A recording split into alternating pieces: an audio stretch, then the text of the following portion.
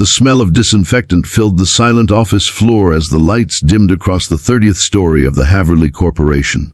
Everyone had gone home hours ago. Everyone except one man, Evan Reyes, the night janitor. His reflection glimmered faintly in the glass walls as he dragged his mop across the marble floor, moving with a slow, deliberate rhythm that spoke more of exhaustion than routine. What no one knew, not even his closest co-workers, was that Evan carried two jobs, one dream and a burden too heavy for any one man to bear. At exactly 10:42 p.m., a pair of polished heels clicked softly from behind the corner. Eleanor Hartley, the CEO of Haverly Corp., a woman known for her icy composure and diamond-sharp business instincts, had stayed late that evening to review merger reports. But something about the janitor's quiet dedication caught her attention. She had seen him before, nodding politely, never speaking much. But tonight, she noticed the subtle limp in his walk, the way his hands trembled when he wiped the glass doors. Something about him didn't fit the image of a mere cleaner. And as she watched from her office window, curiosity began to burn inside her chest. Before we dive deeper into what Eleanor discovered that night, take a moment to show your belief in kindness and second chances. Hit like, leave a comment, share this story, and subscribe to Kindness Journal. Let's spread stories that remind the world there's still good in humanity. Eleanor followed him discreetly as he exited the building, careful to keep her distance. It was strange. She had never done something like this before.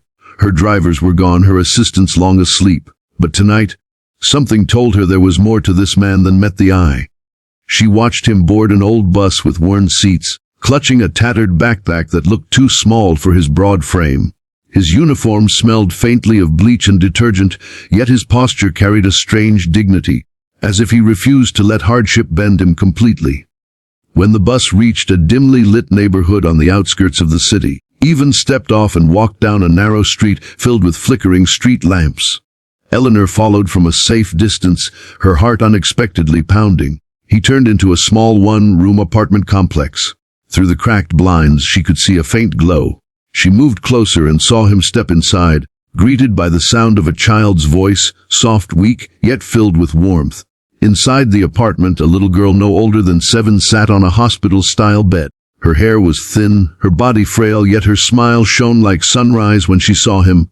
"Daddy, you're home!" she whispered hoarsely, her oxygen tube shifting as she tried to sit up. Evan dropped to his knees beside her, kissing her forehead. "Hey, sunshine," he murmured, voice cracking as he held her tiny hand. The walls were lined with medication bottles, medical bills stacked neatly on a chair. The place was clean but bare, no decorations, no luxury, just survival. Eleanor's throat tightened as she realized what she was seeing. This man wasn't just a janitor trying to make ends meet. He was a father fighting for his daughter's life. She watched as he prepared soup, spoon-fed her patiently, then gently massaged her hands to ease the stiffness from her illness. When she fell asleep, he sat silently beside her bed, his head bowed, tears glistening on his calloused hands. And then, quietly, he opened a notebook from his backpack. Inside were sketches, blueprints for machines, designs for cleaning devices, inventions made from scraps.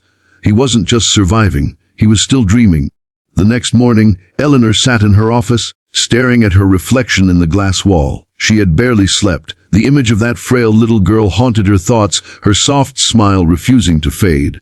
For years, Eleanor had built her empire on logic and efficiency, never letting emotions cloud her decisions. But something about Evan and his daughter had pierced that armor. She had grown up in hardship herself, though few knew it.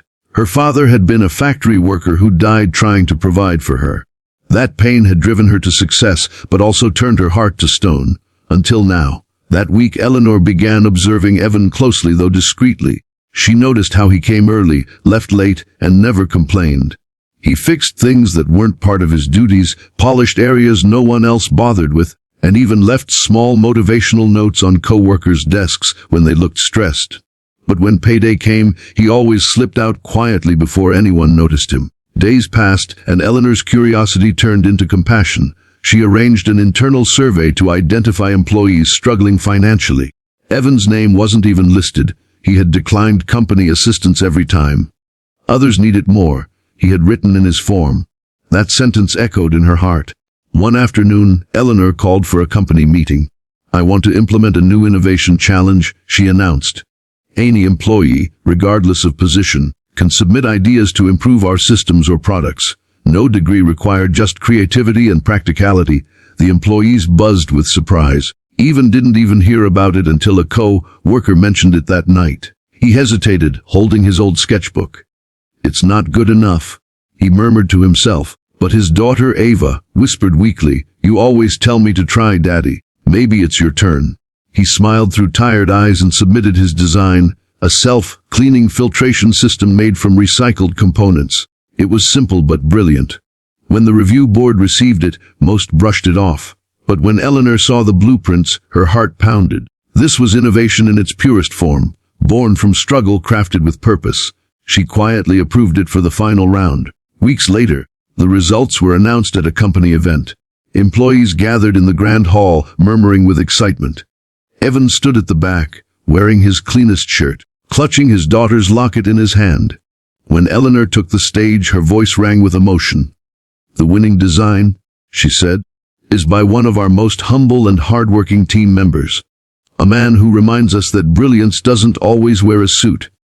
The crowd turned as she gestured toward Evan. For a moment, silence filled the room. Then thunderous applause erupted. Evan's eyes filled with disbelief as his name echoed through the hall. His knees trembled as he stepped forward. Eleanor met him halfway, tears glistening in her usually steady eyes. "Your design will be produced and patented under your name," she said softly. "And as of today, you're being promoted to our innovation division." The room erupted again, but all Evan could think of was his daughter's smile. That evening, he returned home earlier than usual, clutching the signed letter of promotion and a bonus check large enough to cover Ava's treatment. She looked at the paper, eyes wide. "We can go to the hospital now?" she whispered. He nodded, and for the first time in years, hope flickered in their tiny apartment. Over the next months, everything changed. Ava's condition slowly improved with proper care. Evan worked in the innovation lab, turning ideas into reality. Eleanor often visited, offering advice but mostly listening, something she had forgotten how to do as a leader. Their bond grew, not romantic but deeply human. She saw in him the father she had lost, the resilience she admired, and the quiet dignity she once forgot existed in the world. One day, Eleanor visited the hospital where Ava was recovering. The little girl, now stronger and smiling, ran up to hug her. "Thank you for helping my daddy," she said shyly. Eleanor knelt, brushing a tear from her cheek. "No, sweetheart," she whispered, "he's the one who helped us remember what truly matters." As Eleanor left the hospital that day, she paused in the sunlight outside. Life looked different now. The skyscrapers no longer felt like symbols of power, but of responsibility, to lift those who quietly hold the world together when no one's watching. If this story touched your heart, please take a moment to like, comment, share, and subscribe to Kindness Journal. Let's remind the world that kindness can change lives, even when it starts with a single act of noticing someone's struggle. Before we end, tell us in the comments, what's one small act of kindness you witnessed that changed the way you see people? We'd love to hear your story.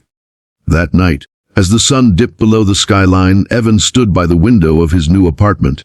Ava slept peacefully nearby, her breathing calm and steady. He looked at the stars and smiled, whispering a quiet prayer of gratitude, not just for the help they'd received, but for the stranger who saw him when the world didn't.